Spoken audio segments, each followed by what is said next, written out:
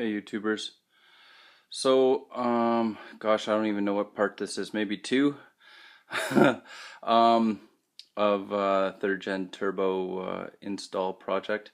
Anyways, just in the very infancy of it all, of course, what I ended up having to do was pulling the valve cover off, moving some of the heater hoses, etc. Drop the passenger side long tube header, and of course had to drop the starter because of that too. Anyways, just about to pull off the 1LE accessory over here. I'd removed the air conditioner a long time ago, so we'll get rid of that, and then we'll take a quick peek to see how the shorty header looks and whereabouts the collector sits.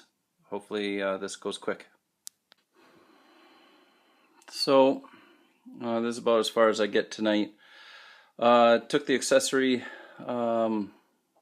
bracket off and mounted up.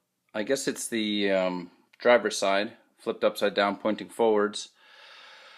It looks like it gives me the most room so far.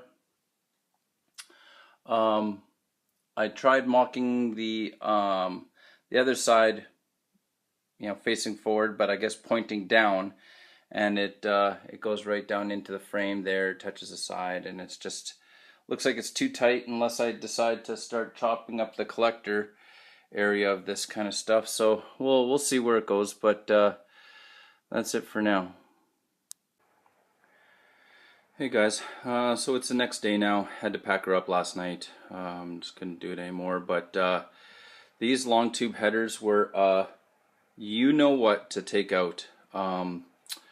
Passenger side came out through the top after pulling out the starter. I got a mini starter, etc. But the driver's side here. The driver's side had to go out through the bottom, super tight. Had to pull off the oil cooler adapter and get my oil pressure sending unit out of the way, and then it went out the bottom. It was the only way. So currently, I have to admit, I kind of like where these collectors are sitting. Flared out to each side just a little bit. I think I'll be able to turn this guy around and set it up in front of the accessory. I should have quite a bit of room there. I'm gonna turn this, elbow it, turn it, and go down in front.